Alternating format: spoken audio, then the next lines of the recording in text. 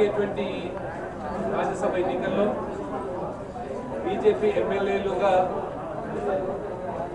Congress TRS రెండు పార్టీలకు సమదూరంగా ఉండి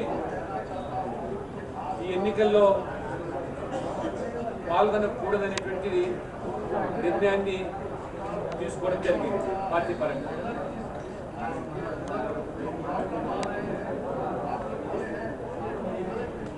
రెండవది, టీఆర్ఎస్ ఎంపీలు పార్లమెంటును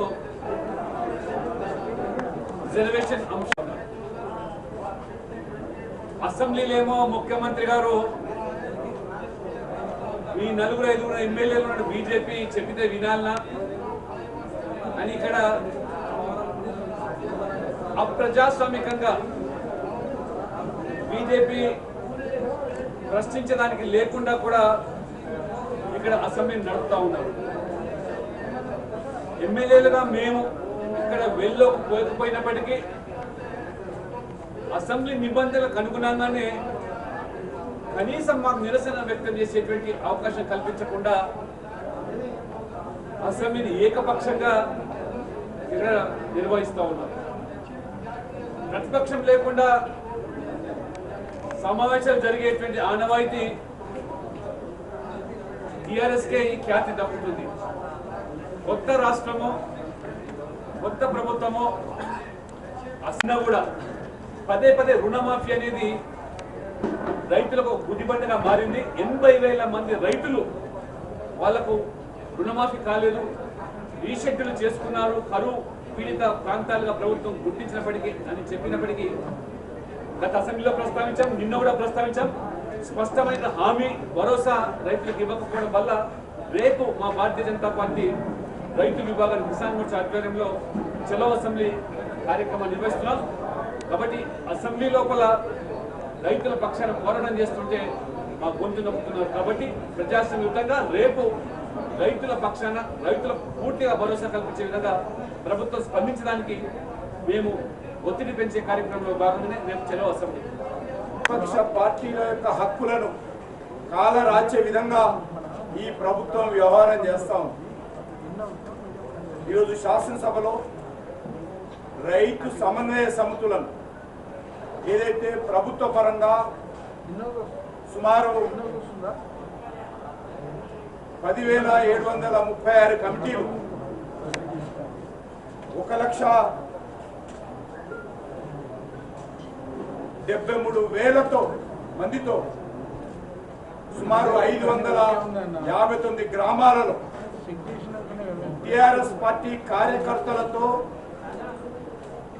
ఆ కమిటీలు ఏర్పాటు చేయడం జరిగింది. ఇది పూర్తిగా ప్రజాస్వామ్య స్ఫూర్తికి విరుద్ధంగా డాక్టర్ బాబాసాహెబ్ అంబేద్కర్ చెప్పినటువంటి రాజ్యాంగానికి వ్యతిరేకంగా ఈ ప్రభుత్వము 1,70,000 అసెంబ్లీ సాక్షిగా ప్రజాస్వామ్యాన్ని అపహాస్యం చేస్తూ ఈరోజు టిఆర్ఎస్ పార్టీ రైతు సమన్వయ సమితుల గురించి జబ్బలు చర్చుకోవడము, గొప్పలు చెప్పుకోవడము, దీని ద్వారా రైతులకేదో మేలు జరుగుతుందని ఈరోజు ఏదో రైతులకు చెప్పేటువంటి ప్రయత్నం చేస్తూ ఉన్నారు. రైతు సమన్వయ సమితుల ద్వారా రైతాంగానికి ఏమొరగదు. రైతు సమన్వయ సమితుల ద్వారా గ్రామీణ ప్రాంతాలకు ఏమాత్రం మేలు జరగదు. ఇది పూర్తిగా సర్పంచుల యొక్క హక్కులను, గ్రామ పంచాయతీ వార్డు సభ్యుల యొక్క హక్కులను, పంచాయతీరాజ్ స్ఫూర్తిని దెబ్బతీసేటువంటి ఇదొక వ్యవస్థ. ఇవి రైతు సమన్వయ సమితులు కావు, టిఆర్ఎస్ పార్టీ యొక్క సమన్వయ సమితులు. ఈ సమితులను ఈరోజు ఈ రకంగా పంచాయతీరాజ్ వ్యవస్థకు భంగం కలిగించే విధంగా ఏర్పాటు చేయడాన్ని భారతీయ జనతా పార్టీ పూర్తిగా వ్యతిరేకిస్తుంది. మేమే కాదు, ఈరోజు సర్పంచ్ అందరూ వ్యతిరేకిస్తున్నారు. ఈరోజు గ్రామ పంచాయతీ వార్డు సభ్యులు వ్యతిరేకిస్తున్నారు. ఈరోజు మొత్తము ప్రజా సంఘాలు వ్యతిరేకిస్తున్నాయి. ఈరోజు బడుగు బలైన వర్గాల ప్రజలు వ్యతిరేకిస్తున్నారు ఈ రైతు సమన్వయ సమితులను. కానీ మా చేతిలో అధికారం ఉంది కాబట్టి మేము మా పార్టీ కార్యకర్తలను మేము ఏర్పాటు చేసుకుంటాము, ఏమైపోయినా పర్లేదు అనే విధంగా ఒక నియంతృత్వపు పోకడతో ఈ ప్రభుత్వము మరి ప్రతిపక్షాల బుల్డోజ్ చేస్తూ ప్రజాస్వామ్యాన్ని ఖాతరు చేయకుండా ఈ రైతు సమన్వయ సంస్థల మీద మేము నిరసన తెలియజేసేటువంటి అధికారం కూడా ఈరోజు శాసనసభలో మా పార్టీకి ఇవ్వనందుకు ఈరోజు మేము ఈ యొక్క ప్రశ్నోత్తరాల సమయాన్ని భారతీయ జనతా పార్టీ కాలాంశాన్ని బహిష్కరించడం జరిగింది.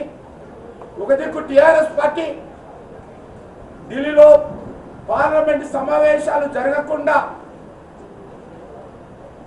ఈ రోజు వరకు 5వ తేదీ నుంచి ఈ రోజు వరకు కూడా అనేక రకాల